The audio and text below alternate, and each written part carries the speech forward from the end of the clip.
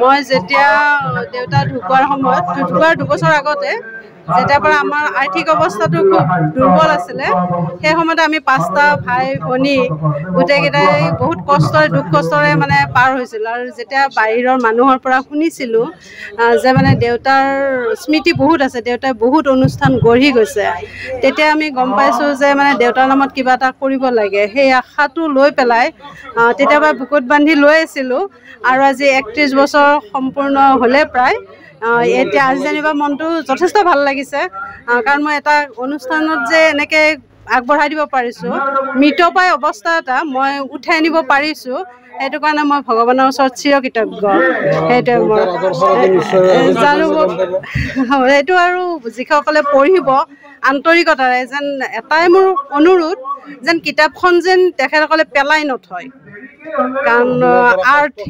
আৰ্থিক কষ্ট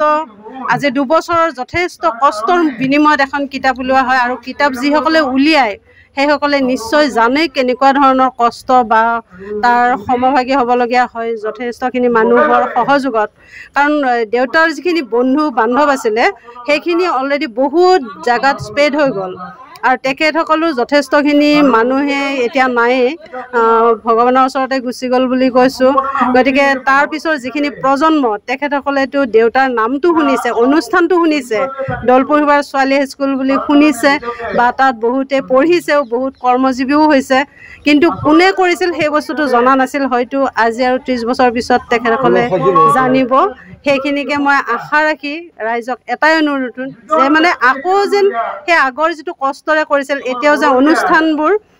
ডুবি যাবলৈ নিদিয়ে তাক যেনেকৈ আগবঢ়াই আনে সেইটোৱে মোৰ আশা আৰু তেখেতসকলৰ নতুন প্ৰজন্মক এটা উন্নত মানদণ্ড যেন দিয়ে মোৰ সেইটোৱে আশা ভগৱানৰ ওচৰতো আশা আৰু মোৰ যিসকল শ্ৰদ্ধাৰ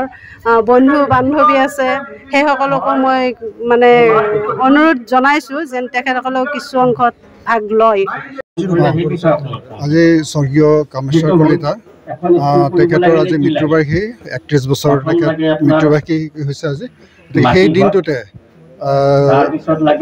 বৰিগোগ সাহিত্য সভাৰ লগত আমি পশ্চিম বৰিগোগ সাহিত্য সভাৰ লগত আমি লগ হৈ পেলাই তেখেতৰ স্মৃতিত এখন স্মৃতিগ্ৰন্থ উলিয়াবলৈ মঞ্চস্থ কৰিছিলোঁ আৰু সেই মৰ্মে আজিৰ দিনটোত আমি স্বৰ্গীয় কামেশ্বৰ কলিতাদেৱে যিখন স্কুলত উদ্বোধন কৰিছিল সেই স্কুলখনতে আমি যেখন আমাৰ স্মৃতিগ্ৰন্থ সেইখন উন্মোচন কৰিবলৈ চেষ্টা কৰিছিলোঁ আৰু সেই হয় হয় মুঠ 372 পেজ হৈছে আৰু তাত 100জন মানুহে বিভিন্ন লেখকে লিখিছে গতিকে আমি শাখা সাহিত্য সভাৰ লগতে আমি পৰিয়ালৰ হৈ আমি গৌৰৱ অনুভৱ কৰিছোঁ যে আজি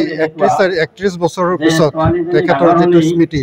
সেই স্মৃতি আমি আমাৰ উঠি অহা যিখিনি যুৱচাম আছে সেই যুৱচামক আমি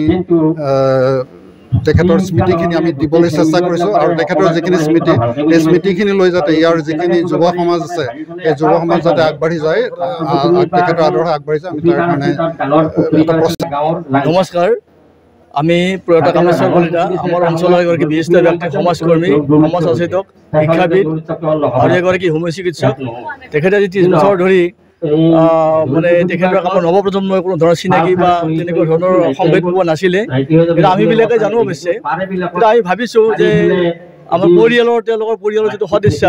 তেওঁলোকে আমাৰ সহযোগ কৰিলে যে আমাৰ কামেশ্বৰ কলিতাদেৱৰ নামত এখন স্মৃতিগ্ৰন্থ হ'ব লাগে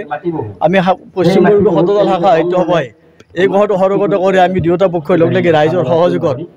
আমি আজিৰ দিনটোত আমি তেখেতক স্মৃতিচাৰণ দিন হিচাপে পালন কৰাৰ লগতে তেখেতৰ নামত এখনি আমি স্মৃতিচাৰণ গ্ৰন্থ আমি হেৰি কৰিছোঁ প্ৰকাশ কৰিব বিচাৰিছোঁ গ্ৰন্থখনৰ নাম দিছোঁ সমাজ ৰত্ন তেখেতে যিহেতু সমাজৰ এগৰাকী অগ্ৰণী ব্যক্তি আছিল তেখেতক আমি জীয়াই ৰাখি অগ্ৰজসকলৰ লগত চিনাকি কৰি দিয়াটো আমাৰ দায়িত্ব আৰু কৰ্তব্য বুলি ভাবিছোঁ আৰু এনেকুৱা বহুত বৰেণ্য ব্যক্তি আমাৰ মাজত আছে আমি সেই সকলোকে পৰৱৰ্তী সময়ত সাহিত্য সভাই পৰ্যায়ক্ৰমে আমি ৰাইজৰ ওচৰত তুলি ধৰিবৰ কাৰণে চেষ্টা কৰিম তেওঁলোকক জীয়াই ৰাখিবলৈ চেষ্টা কৰিম তেওঁলোকৰ কৰ্মৰাজিক আমি জীয়াই ৰাখিবলৈ চেষ্টা কৰিম